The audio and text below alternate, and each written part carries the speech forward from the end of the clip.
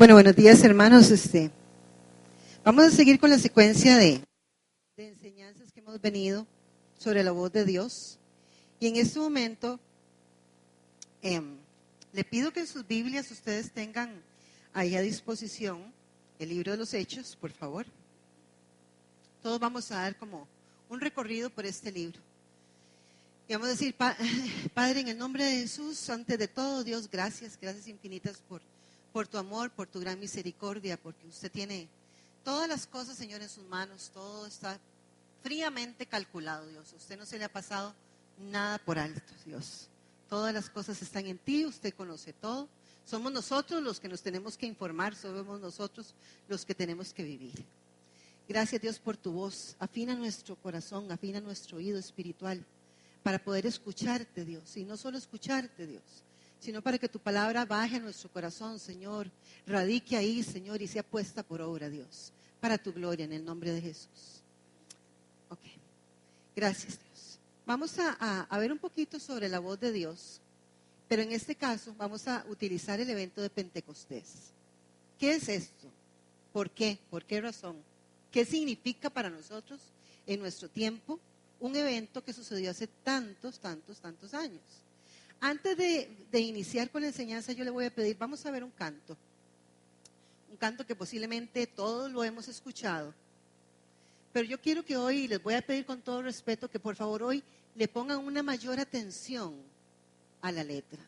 Es un canto sumamente, creo que un canto sumamente inspirado por Dios para el que lo escribió, y vamos a poner atención. Súbanle bien el volumen, por favor.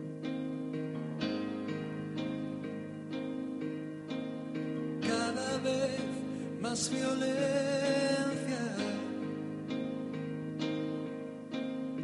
más maldad en la tierra. Parece que el amor ha muerto y la locura reina sobre la humanidad.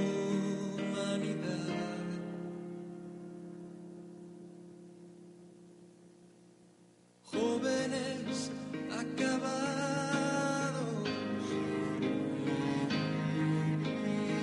niños abandonados, a precio de placer y decidiendo solo el interés. ¿Dónde queda la justicia y la venganza? ¿Dónde quedan el castigo y la razón? ¿Por qué callas tú, Señor, y nos olvidas? ¿Cómo puedes permitir tanto dolor? Dime dónde está aquel Dios, el Dios de Elías, que de vez en cuando se dejaba oír. ¿Cuánto tiempo tardará aún tu espíritu en venir?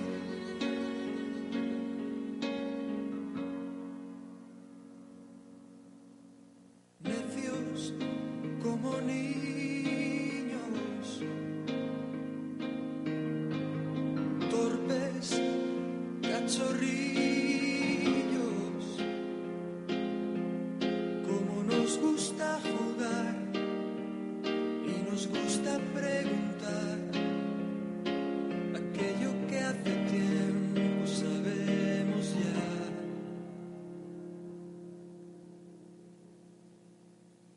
Dios aún sigue hablando, sigue aún contestando, y aquel que quiere oír aún puede percibir su voz de amor.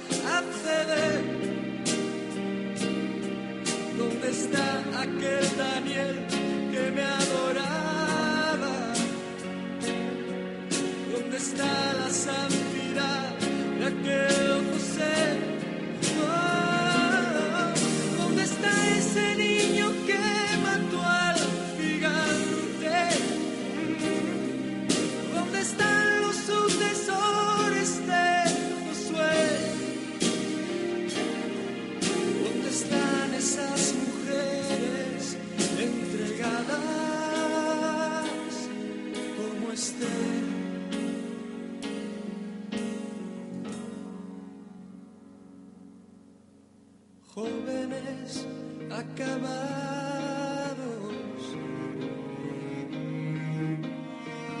niños abandonados, a precio de placer, y pagan inocentes los errores de otros en el ayer. Si mi pueblo se volviese y me buscase, renovando así su entrega y su fe, si me amase como aman sus caminos, si olvidasen los rencores del ayer, yo abriría las ventanas de los cielos y la tierra hoy vería mi poder. Mientras tanto aún repito como antaño, buscadme, buscadme, buscadme y viviréis.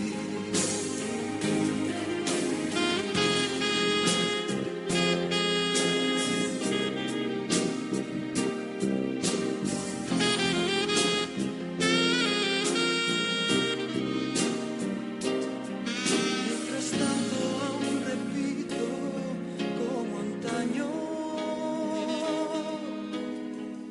buscadme, buscadme, oh, buscadme y viviréis.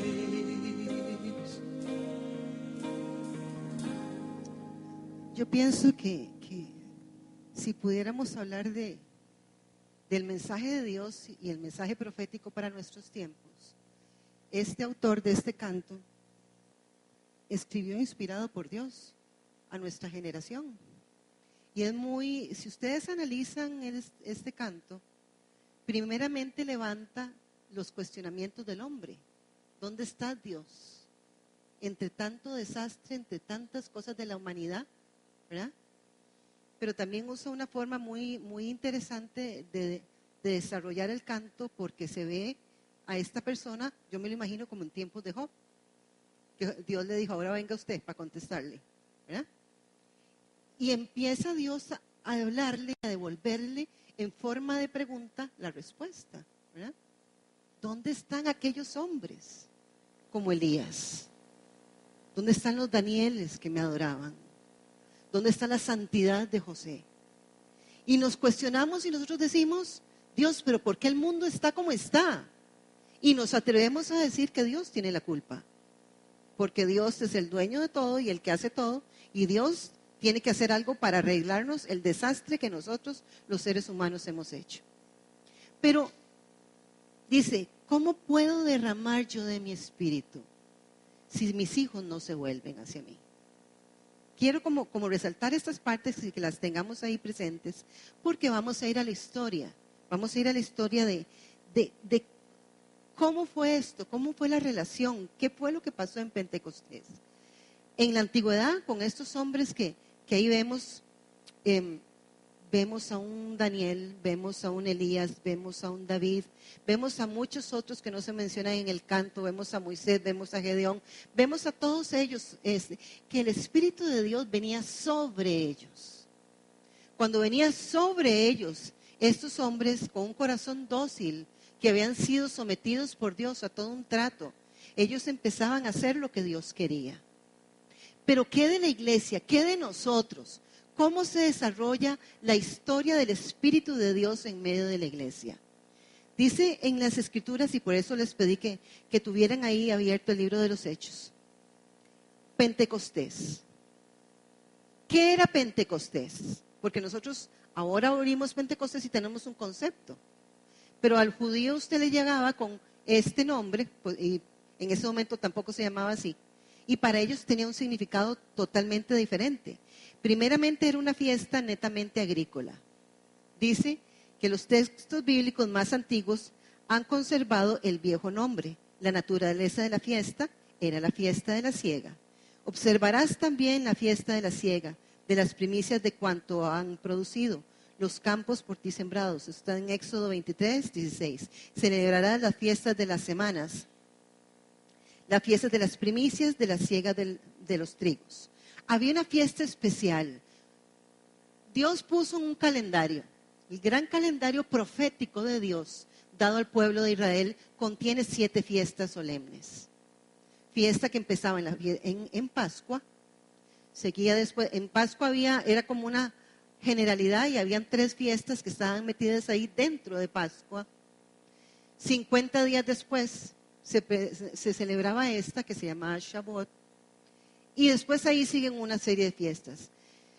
Con el Señor, Él lo puso todo tan fríamente calculado, tan perfecto, que las fiestas correspondían con las costumbres de agricultura que tenían ellos.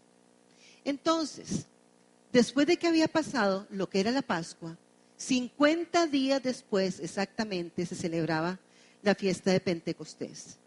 En esta filmina que quiero mostrarles aquí, es un resumen, un poquitito, para que tengamos como idea cómo era este asunto. Estaba dividido en estaciones, primavera, verano y otoño. Los meses que correspondían, que tenían su mes, el mes principal, donde iniciaba, para nosotros es enero, pero para ellos era el mes de Aviv, que más o menos se puede calcular como un tiempo de marzo, del marzo nuestro, ¿verdad? Entonces empezaban con la fiesta de la Pascua, que era Pesach.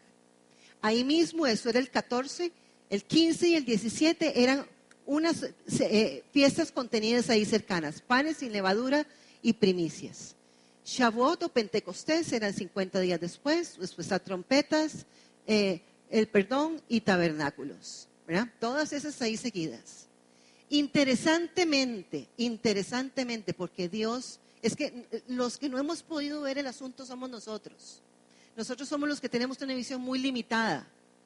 Pero Dios en su palabra nos ha dejado cuál es su plan, cuál es su forma de trabajar, cómo va a ser Él. Entonces resulta que Jesús, cuando viene y muere en la cruz del Calvario, Él muere en Pascua. Y las otras siguientes fiestas, panes sin levadura y las primicias, hablan de su muerte y su resurrección. Entonces tenemos esas fiestas contenidas ahí. Él viene y las cumple todas, o hasta el punto donde estamos histórico. Faltan otras por cumplir. Pero Él cumple las que para el momento eran necesarias: Pascua, panes sin levaduras y primicias. Resulta que cuando Jesús resucita, la palabra registra que Él estuvo alrededor de 40 días entre sus discípulos hasta que Él asciende al cielo, ¿verdad? Y dice que había una orden y les dijo: estén juntos, porque había algo que cumplirse también. 50 días después de Pesach, de la Pascua, 50 días venía la fiesta solemne de Pentecostés o Shavuot para ellos. Estas fiestas eran sumamente importantes para el pueblo judío. Estas eran fiestas de mayor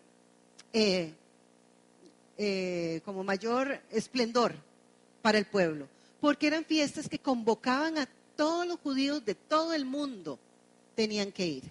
Todos los judíos tenían que salir y volver a la ciudad para celebrarlas. 3 fiestas solemnes eran Pascuas, Pentecostés y tabernáculos. Esas 3 eran grandes fiestas. Por eso es que cuando leemos el libro de los Hechos, un evento que nos dice de esto es que habían judíos de todos los lugares, porque ellos tenían que ir a celebrar sus fiestas y estaban ahí. Entonces vemos a Jesús muriendo en Pascua, cumpliendo los panes sin levadura, las primicias, donde Él se levanta, la muerte no lo puede contener. Sigue predicando hasta 40 días después y asciende. Y la voz de Dios para la iglesia en ese momento es: estén unánimes juntos. No se vayan, estén todos juntos. Entonces dice que 10 días después que se les celebra Pentecostés o Shavuot entre el pueblo judío, viene el cumplimiento de la fiesta y viene el derramamiento del Espíritu. ¿Pero qué tiene que ver eso? ¿Qué es eso? justamente hay cosas muy interesantes con esto. Para el pueblo judío no era solo una fiesta en que se le celebraban las cosechas, sino que también era una fiesta que celebraba la entrega de la ley por parte de Dios a Moisés en el Sinaí. Esa era una de las cosas también que celebraban ahí. Pero, ¿qué era para nosotros? ¿Cómo fue que Dios trajo eso a cumplimiento en medio de la iglesia? Resulta que así como en el Sinaí, Dios le da al pueblo de Israel las tablas de la ley y toda una serie de preceptos por los cuales vivir, a nosotros nos da su espíritu que trae vida. Pero, ¿qué significó tener el espíritu? ¿Para qué? ¿Cuál era el propósito de Dios en este cumplimiento de esta fiesta para poder hacer algo en medio de la iglesia? Si nosotros vemos la iglesia antes de Pentecostés y después de Pentecostés, es otra cosa. Antes de Pentecostés vemos a un montón que salieron huyendo, a un montón que dejaron a Jesús solo, a un montón que habían estado con Jesús por 3 años y medio, 3 años. Y sin embargo, cuando el tiempo estuvo difícil, huyeron, que posiblemente nosotros hubiéramos hecho lo mismo. Porque uno puede decir, ay, qué bárbaros. No, qué bárbaros no. Nosotros hubiéramos hecho igual, ¿verdad? A un Pedro negándolo, a pesar de que, como vimos ahora, Dios lo llama para que camine sobre las aguas. Pero cuando se le puso feo y tenía que tener su lugar y su corazón con el maestro, dijo, no, yo no lo conozco. Yo no sé ni quién es, ¿verdad? Entonces, imagínense qué eventos más interesantes, todas estas reacciones totalmente humanas. Mi pregunta, ¿habrá algo en los discípulos que valía la pena antes de Pentecostés? Era un montón de gente como nosotros, con sus habilidades, con sus capacidades, con todo, con sus miedos, con sus situaciones difíciles. Pero algo tenía que suceder. Dios tenía que venir a producir algo diferente para poder cumplir el propósito que Él se había propuesto, valga la redundancia. En Levíticos 23, 15 al 16, quiero leerles ahí lo que dice. Dice, a partir del día que sigue al día de descanso, el día en que lleves el manojo de grano para que sea levantado como una ofrenda especial, contarás 7 semanas completas. Cuenta hasta el día después del 7º día de descanso. Estos son 50 días después. Nuevamente, la profecía en Levítico viene a cumplirse en los tiempos de Jesús. Él era el grano que tenía que morir. Él era el grano que tenía que morir. Pero había una primicia que tenía que nacer. Tenía que nacer algo de esto. Y más adelante, déjenme nada más pasar aquí. Más adelante vemos, y ahí es donde necesito que vayan conmigo al libro de Hechos. Vamos a estar en el capítulo 2. La versión que yo tengo es Nueva Versión Internacional, pero no importa. Vamos a leer un poquito. ¿Qué fue lo que sucedió ese día? Dice, cuando llegó el día de Pentecostés, nuevamente estoy en Hechos 2, estaban todos juntos en el mismo lugar. Número 1. Cumplieron lo que Dios les dijo. Escucharon la voz de Dios. Había una sola instrucción. En Adán y Eva hubo una sola instrucción. De este árbol no comerás. Y fue la única instrucción que desobedecieron. Y tenemos la consecuencia de lo que ya sabemos. Aquí dice que Jesús les dijo, estén juntos. Y ellos obedecieron. Entonces también hubo un producto de esto. Dice, de repente vino del cielo un ruido como el de una violenta ráfaga de viento y llenó toda la casa donde estaban reunidos. Se les aparecieron entonces unas lenguas como de fuego que se repartieron y se posaron sobre cada uno de ellos. Todos fueron llenos del Espíritu Santo y comenzaron a hablar en diferentes lenguas según el Espíritu les concedía expresarse. Qué interesante tuvo que haber sido esto, hermanos. Haber visto gente sencilla, gente tal vez de todo tipo. Ahí había un Mateo, que era ¿verdad? El cobrador de impuestos, ¿verdad? Que nadie quería. Habían pescadores, habían un montón de gente que uno decía, pero ¿cómo es que de un momento a otro empezaron a hablar en lenguas extranjeras? ¿Dónde se lo tenían guardado? Seguro decían, ¿verdad? No se lo tenían guardado. Era el Espíritu de Dios que vino en poder. Estaban de visita en Jerusalén, por eso les digo que era una fiesta solemne, que todos estaban ahí. judíos piadosos procedentes de todas las naciones de la tierra. Al oír aquel bullicio, se agolparon y quedaron todos pasmados, porque cada uno los escuchaba hablar en su propio idioma. Desconcertados y maravillados decían, pero ¿no son estos galileos, todos esos que están hablando? ¿Cómo es que cada uno de nosotros le oye hablar en su lengua materna? Partos, medos y elamitas, habitantes de Mesopotamia, de Judea y de Capadocia, del Ponto y de Asia, de Frigia y de Panfilia, de Egipto y de las regiones de Libia cercanas a Cirene. Visitantes llegados de Roma, judíos y prosélitos, cretenses y árabes, todos por igual los oímos proclamar en nuestra propia lengua las maravillas de Dios. Desconcertados y perplejos se preguntaban, ¿qué quiere decir esto? Otros se burlaban y decían, ay, lo que pasa es que todos están borrachos. ¿Eh? El hombre siempre tratando de buscarle una razón a las cosas. Pero qué interesante tuvo que haber sido este evento. Qué significativo y qué importante, porque habían testigos de todas las naciones ante este evento. Y ellos podían escuchar en su propio idioma aquellas maravillas. Pero vean, quiero que estemos muy claros.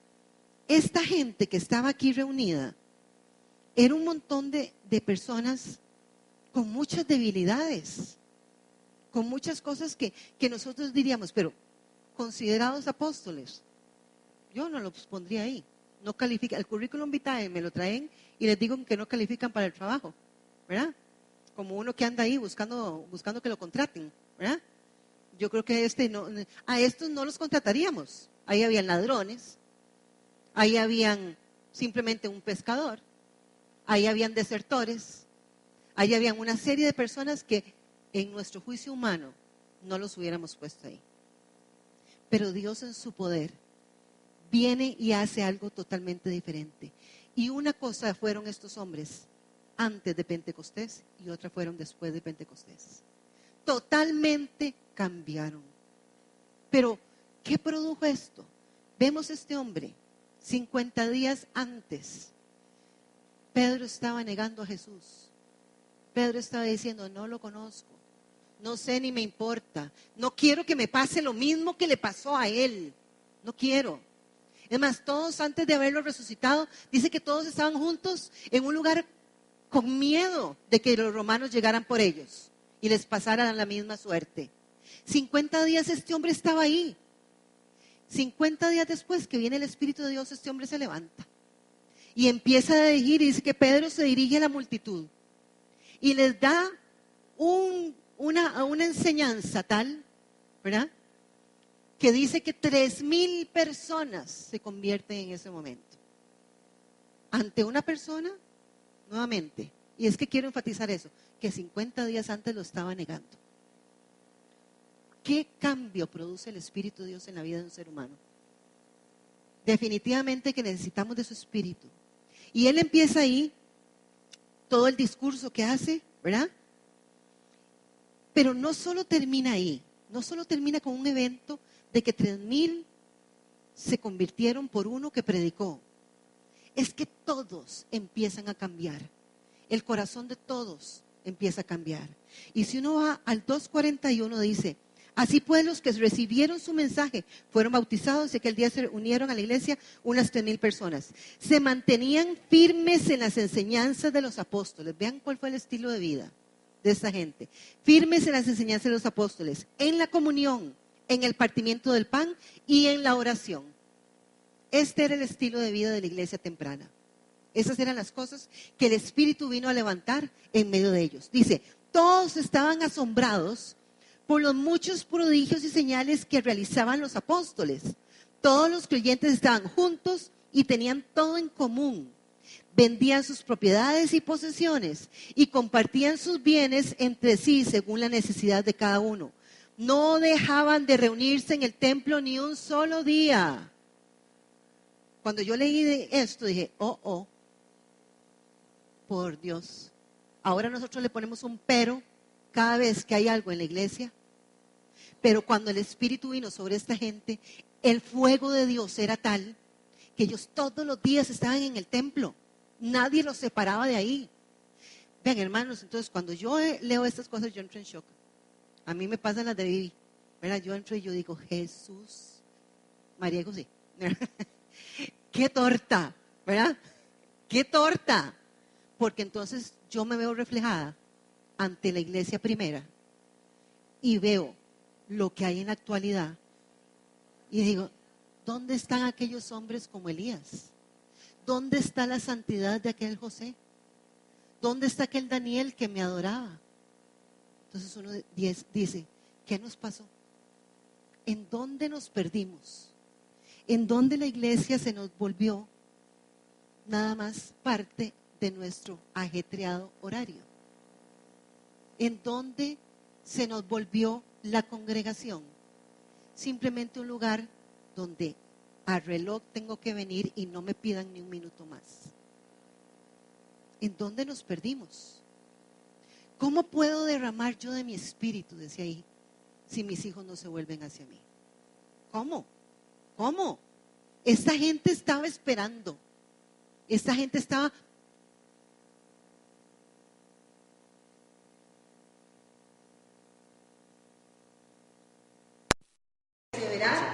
y continuar en la obra del ministerio, o lo que Dios le había dicho, una consecuencia, un desarrollo, algo bueno en esto. Pero no termina ahí. Dice, no dejaban de reunirse en el templo ni un solo día. De casa en casa partían el pan y compartían la comida con alegría y generosidad, alabando a Dios y disfrutando de la estimación general del pueblo. Y cada día el Señor añadía al grupo los que iban siendo salvos. Pero ahí no termina la historia. Vienen aquí Pedro y Juan caminando, entran al templo. Estaba aquel hombre lisiado de nacimiento que pedía limosna y se vuelven, les pide limosna a Pedro y a Juan cuando van pasando. Se vuelven y le dicen, no tengo ni oro ni plata, pero lo que tengo te doy. En el nombre de Jesús, levántate de ahí. Y aquel hombre levantado en poder y empieza a caminar y empieza a hacer cosas que antes no hacía. Había una manifestación, había poder, pero la historia no termina ahí.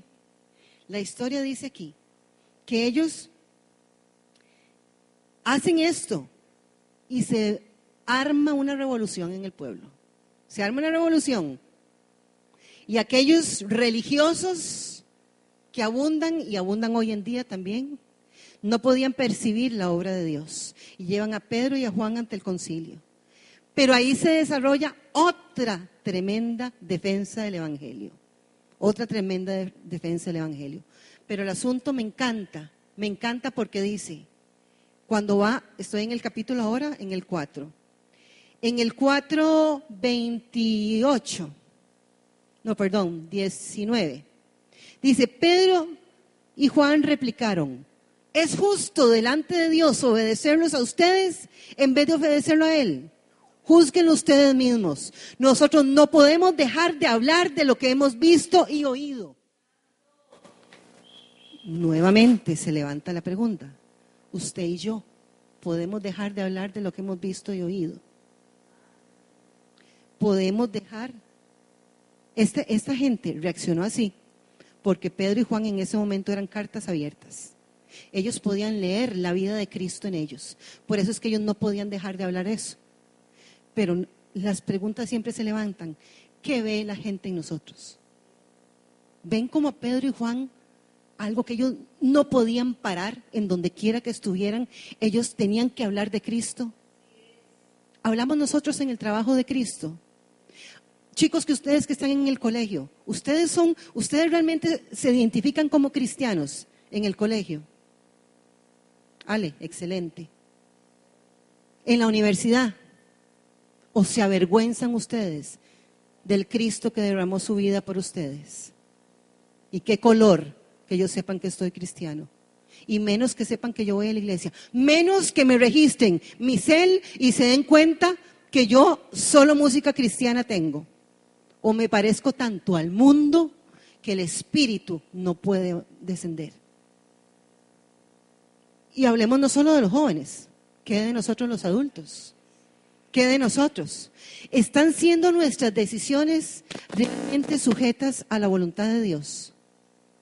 ¿Estoy actuando como Esther, mujeres, como Esther, como esas mujeres entregadas que dieron todo, y dice, para este tiempo he llegado. Entonces, en donde Dios nos tiene, somos una columna de la casa de Dios. O resulta que nosotros los adultos nos salimos de ahí y nos cambiamos el vestuario y somos como cualquier inconverso que va para el infierno. Entonces, ahí decimos, ¿por qué será que su espíritu no trabaja como en aquel tiempo? ¿Por qué? Pero el asunto no termina ahí. Dice que ahí los apóstoles sanan a muchos, que persiguen a los apóstoles, que se elige, ahí la elección de los 7, que viene el arresto de Esteban, uno que no era de los 12. Pero ese hombre da tal defensa del evangelio antes de morir, que de principio a fin cita las escrituras de una forma magistral. Nosotros estamos en la capacidad de hacer defensa del evangelio usando las escrituras. O nos bailan. Viene un testigo de Jehová, viene un mormón y saben mejor su doctrina que cualquiera de nosotros. Porque, hermanos, yo lo he visto. Yo he escuchado gente, testigos de Jehová, óigame, que su manera de defender su doctrina la conocen perfectamente. Usted y yo estamos capacitados de defender nuestra doctrina en el medio en que estemos. Nos conocen como panderetas, ¿verdad? Aquel tiempo le decían cristianos, ahora les dicen panderetas, ¿verdad? ¿Somos conocidos como panderetas o somos del servicio secreto? ¿Ah? ¿Cómo somos? ¿Cómo somos, verdad? ¿Qué hay en nuestro corazón? Y sigue ahí adelante. La muerte de Esteban, la iglesia perseguida y dispersa. Felipe en Samaria. Todo el evento, aquel hombre, el eunuco etíope, va leyendo el libro de Isaías, no podía comprender. Va pasando por ahí Felipe, le explica todo en una forma increíble el libro de Isaías. Y dice, pero entonces, ¿qué me falta para ser salvo? Bautícese. Y ahí mismo lo baja de la carreta, lo sumerge en agua, ¿verdad? Lo bautiza y hace un eunuco seguro así, para agradecer. ¿De qué hizo Felipe? Fue traspuesto, mira, hoy, pero dio testimonio con su vida. Y de un momento a otro Felipe fue tomado por el Espíritu y llevado a otro lugar, ¿verdad? Y ahí no existían ni perdidos en el espacio ni ninguna cosa de esas, ¿verdad? Que se traspasen, ni la guerra de las galaxias que pueden traspasarse de un lugar a otro, ¿verdad? No había nada. Era viaje a las estrellas, sí, pero por el Espíritu de Dios, ¿verdad? Pero cosas, la conversión de Saulo. Saulo, que es clasificado como un Hitler. Si ustedes leen la biografía de Saulo y Hitler no había ninguna diferencia. Nosotros nos asombramos con Hitler y toda la masacre que hizo los judíos. Saulo fue igual.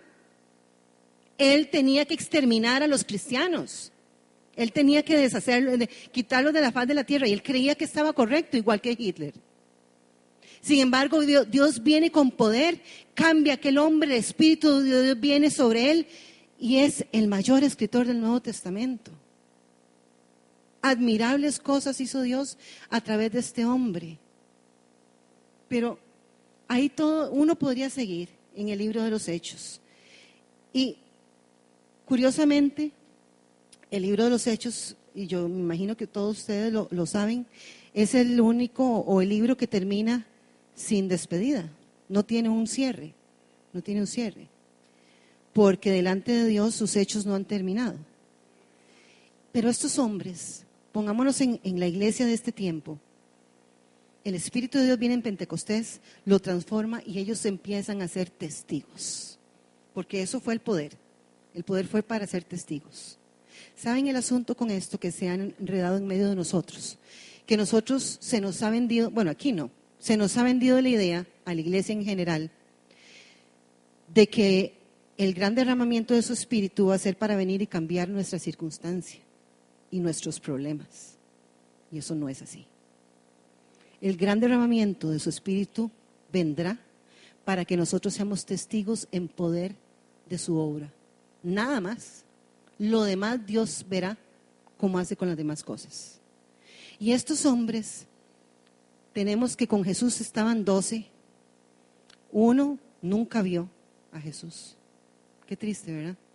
Estar 3 años y medio junto al Maestro, dormir, comer, compartir, escucharlo y nunca verlo. Nunca verlo. Este hombre, ya sabemos de Judas, se suicida. En lugar de él toma su lugar Matías, que es escogido después entre los 12. Pero estos 12 conquistan el mundo conocido, conquistan su generación, su época. Vemos a Pablo, que dice que él fue añadido después, llegando hasta España, predicando el Evangelio. Vemos a Tomás y vemos a otros que llegan hasta la India, llevando el Evangelio. Y ellos menospreciaron sus vidas hasta la muerte. Y ellos generaron una generación, valga la redundancia, de gente que amaba al Señor, pero hasta la muerte. Vean en el caso, está la tradición de cómo terminaron sus vidas. Dice que Pedro fue crucificado con la cabeza para abajo a petición del mismo. Andrés crucificado. Mateo a espada, atravesado en Nadabao, Etiopía, en el año 60 después de Cristo. Juan, su muerte natural en la isla de Patmos en el año 100, porque fue desterrado. Jacobo, hijo de Zebedeo, decapitado a espada en Jerusalén. Pedro, crucificado en Asia Menor en el año 54 después de Cristo. Simón el cananista, crucificado. Lebedeo Tadeo, muerto a flechazos. Jacobo, hijo de Alfeo, crucificado en Egipto. Tomás Dídimo, atravesado por una espada. Bartolomé, crucificado. Matías, el escogido para tomar el lugar de Judas, decapitado en Jerusalén. Todos murieron por la causa del Evangelio. No les importó. El Espíritu de Dios estaba en tal poder en ellos que sus vidas habían pasado a un segundo plano. Y no solo esto. Vemos que ellos pasaron esto a la iglesia del tiempo. La iglesia del momento vivía para el Señor. El Espíritu de Dios se derramaba sobre las personas. Eran llenos de su Espíritu. Vemos a Cornelio, un soldado romano que nada tenía que ver, porque no entendían todavía que era para los gentiles también. Pero sin embargo el Espíritu es derramado sobre él. ¿Cómo sería esto?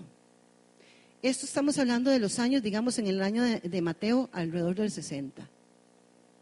Más o menos unos 5 o 10 años después empieza la locura de Nerón, donde Nerón dice: voy a destruir Roma porque voy a levantar una ciudad sobre las cenizas que será para mi mayor gloria. Y este hombre quema la ciudad de Roma. Cuando vio la torta que se jaló, fue muy fácil.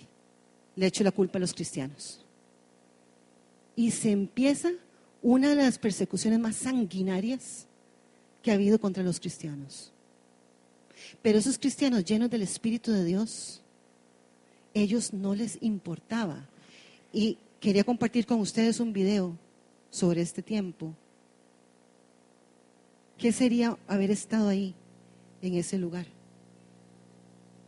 Amados, no os sorprendáis del fuego de prueba que os ha sobrevenido, como si fuera cosa extraña os aconteciese, sino gozaos por cuanto sois participantes de los padecimientos de Cristo, para que también en la revelación de su gloria os gocéis con gran alegría. Si sois vituperados por el nombre de Cristo, sois bienaventurados, porque el glorioso Espíritu de Dios reposa sobre ustedes. Ciertamente de parte de ellos, Él es blasfemado.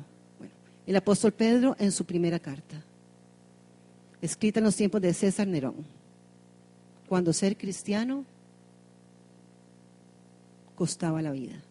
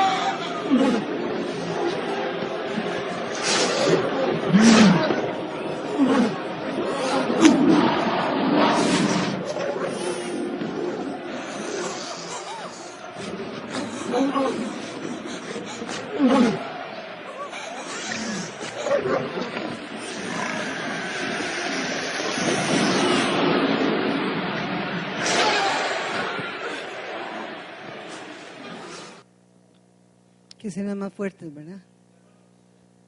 No, eso no tiene. Qué escenas más fuertes. Pero el ser cristiano costaba la vida.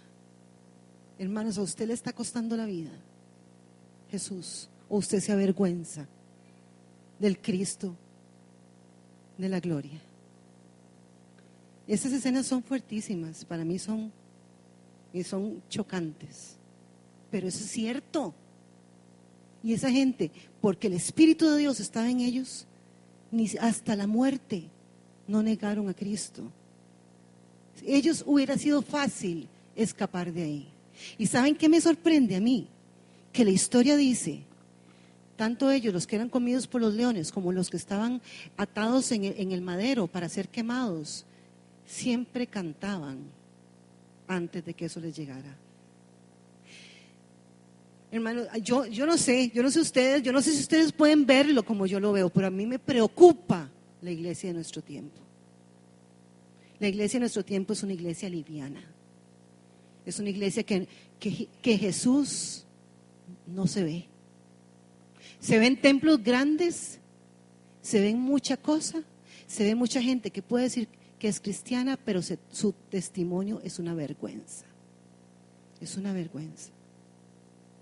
Entonces, ¿cómo puedo yo derramar de mi espíritu si mis hijos no se vuelven hacia mí? ¿Cómo? ¿Cómo queremos ver nosotros que Dios actúe a nuestro favor si apenas tenemos oportunidad, lo negamos y andamos como Pedro, negándolo en cada cosa que hacemos? Y venimos a veces a la iglesia porque nos fuerzan o porque nos acostumbramos, hay que venir al culto, o porque el pastor sí jode, ¿verdad? Y hay que estar aquí metido, pero no porque el Espíritu nos mueva. Si el Espíritu nos moviera, como la iglesia temprana, estaríamos ahí siempre. Como la iglesia temprana, no nos daría vergüenza testificar de quién vive en nosotros. Y qué feo, porque entonces yo me acuerdo de la iglesia de la Odisea. Dice, es que no eres frío ni caliente. Tengo solo una cosa contra ti, dice. Que no eres frío ni caliente. Dice, y a los tibios los voy a vomitar de mi boca. ¿Será usted y yo, seremos tibios delante del Señor? ¿Estaremos nosotros en la oportunidad de llegarle a esos cristianos de los primeros tiempos? No vivimos la misma circunstancia, sí es cierto, por dicha. Bueno, al rato sería bueno, ¿verdad? Que nos viniera un remesón. Pero no estamos en las mismas circunstancias de ellos. Pero usted y yo somos realmente personas que reflejamos la vida de Cristo. Vean, nosotros somos más viejillos, pero a mí sí los jóvenes me preocupan, porque yo vivo en una circunstancia con jóvenes todos los días. Y los jóvenes vienen a la iglesia.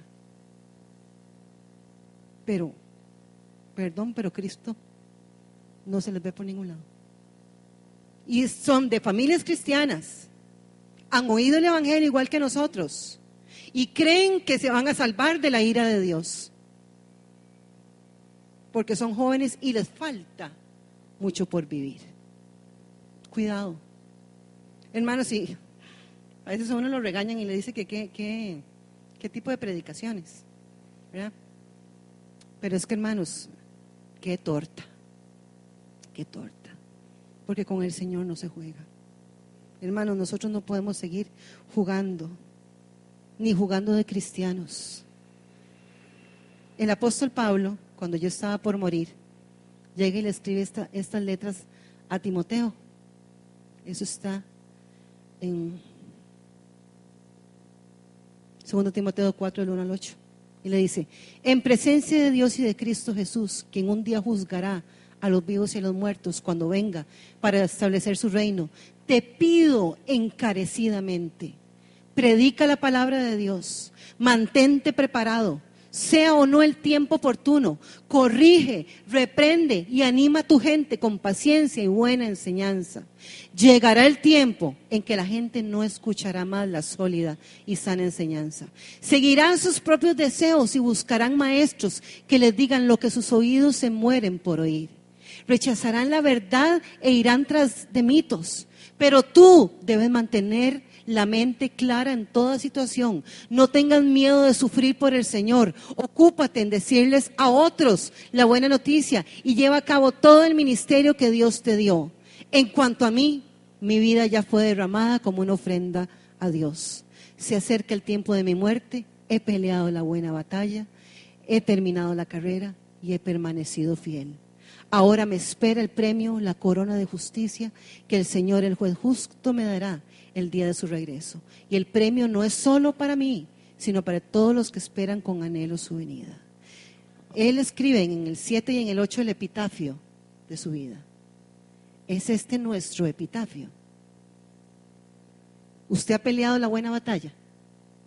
Usted y yo hemos terminado la carrera y hemos permanecido fieles al Señor. Ahora esperamos con fe el premio, la corona que el juez me dará en el día de su regreso. Es esta mi expectativa hoy. Es esta mi expectativa hoy. Buscadme y viviréis. Este es el clamor de Dios.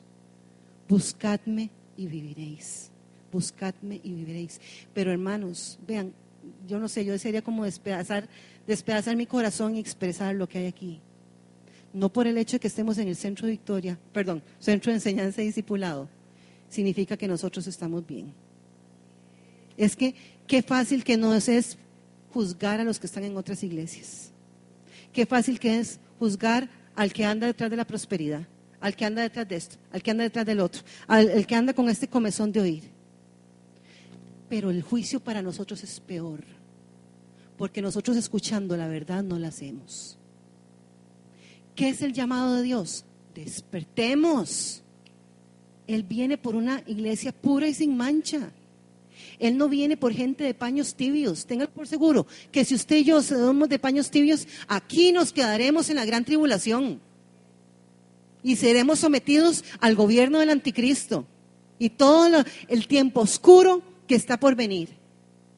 Si en este momento nosotros en Costa Rica estamos viviendo tiempos horribles, dice que ese tiempo será tal que nunca ha habido ni habrá, dijo Jesús en Mateo 24, nunca ha habido ni habrá tiempo como ese final.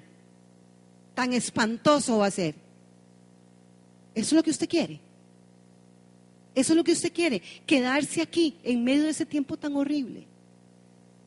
Busquemos al Señor mientras pueda ser hallado. Busquémoslo, hermanos. Como la iglesia temprana, volvámonos en oración a Él. Vivamos para Él. Oremos para que su espíritu sea derramado nuevamente. Porque su espíritu está contristado, hermanos. Su espíritu está contristado. Pero dice que si nos volvemos a Él, Él hará las cosas. Él busca un pueblo que le adore. Para terminar, miren qué curioso lo que me pasó ayer. Porque generalmente los devocionales que yo hago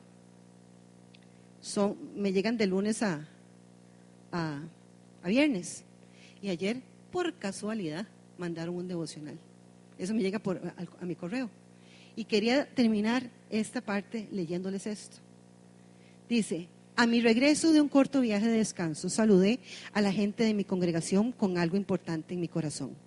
Hermanos y hermanas, dije, verdaderamente siento que he recibido palabra de Dios acerca del futuro de nuestra iglesia.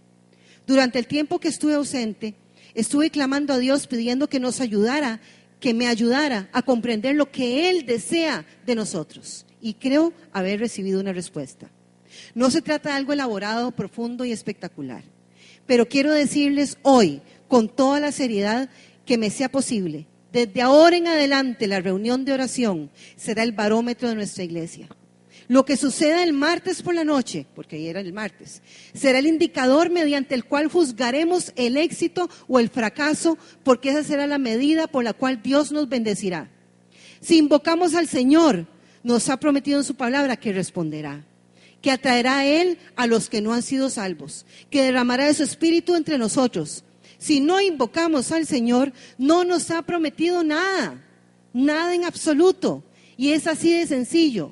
No tiene importancia lo que predique y lo que proclamemos creer en nuestras mentes. El futuro dependerá de nuestro tiempo de oración.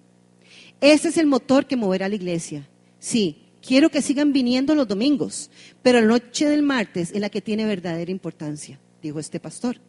Por casualidad, esa mañana estaba presente un ministro de Australia, o tal vez de Nueva Zelanda, lo cual era una rara ocurrencia. Lo presenté y lo invité a decir algunas palabras. Se dirigió al frente e hizo un solo comentario. Escuché lo que dijo su pastor. He aquí algo en qué pensar. Puedes saber el grado de popularidad de una iglesia por los que asisten el domingo por la mañana. Puedes saber el grado de popularidad del pastor o del evangelista por los que asisten el domingo por la noche. Pero puedes saber el grado de popularidad de Jesús por los que asisten a la reunión de oración. Y con eso se bajó de la plataforma. Eso fue todo. Nunca lo volví a ver. Vean eso. Vuelvo a repetirlo. Puedes saber el grado de popularidad de una iglesia por los que asisten el domingo por la mañana. Puedes saber el grado de popularidad del pastor o evangelista por los que asisten el domingo por la noche.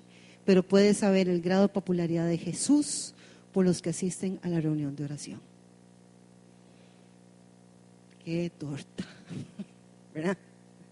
Hermanos, que Dios nos ayude a despertar. Realmente que Dios nos ayude a despertar. Todos estamos en el mismo barco. Todos estamos igual. Pero cada uno es responsable. Yo no puedo hacer lo que a usted le toca hacer. Y ustedes no pueden hacer lo que me toca a mí hacer. Busquemos a Dios mientras pueda ser hallado. No se atreva usted a iniciar un día sin buscar al Señor.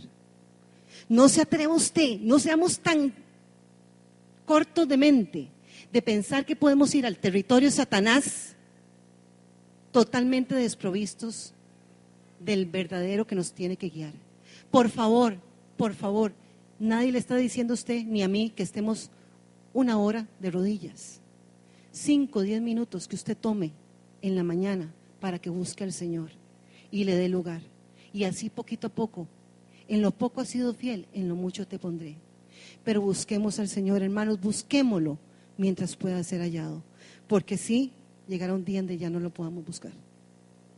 Como en el tiempo de Noé, Él con su mano cerrará la puerta del arca y el juicio de Dios empezará. Y nosotros estamos a las puertas del juicio de Dios. Busquémoslo mientras pueda ser hallado, porque el tiempo se nos está agotando. Dios es amor, pero también es un padre que sabe corregir. Es un padre que sabe corregir. Entonces, que nos encuentre haciendo lo que Él quiere.